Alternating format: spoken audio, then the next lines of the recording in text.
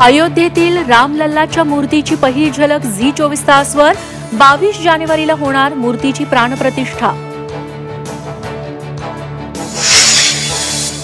राम मंदिर सोहळ्याच्या पार्श्वभूमीवर 22 जानेवारीला राज्यात सार्वजनिक सुट्टी जाहीर।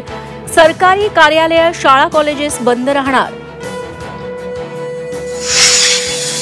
पवार गटाचे आमदार रोहित पवारांना ईडीची नोटीस। बारामती ॲग्रो आणि इतर कंपन्यांचे आर्थिक व्यवहार ईडीच्या रडारवर, तर बॉडी बॅग्स घोटाळ्या प्रकरणी किशोरी पेडणेकरांना ईडीचं समन्स।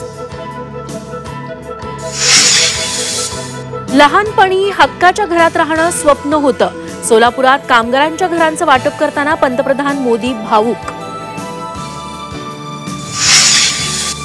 आधी 54 लाख लोकांना कुणबी प्रमाणपत्र द्या, तरच सगळ्या सोयऱ्यांचा फायदा। मुख्यमंत्री उपमुख्यमंत्र्यांनी मराठा आरक्षणाबाबत लक्ष घालावं, जरांगेंची मागणी।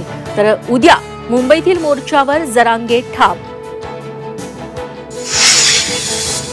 16 वर्षाखालील विद्यार्थ्यांना कोचिंग क्लासेसमध्ये प्रवेश देता येणार नाही, केंद्राच्या नव्या मार्गदर्शक सूचना। तर बेरोजगारी वाढत असताना कोचिंग क्लासेस बंद करणं चुकीचं, वडेट्टीवारांची टीका।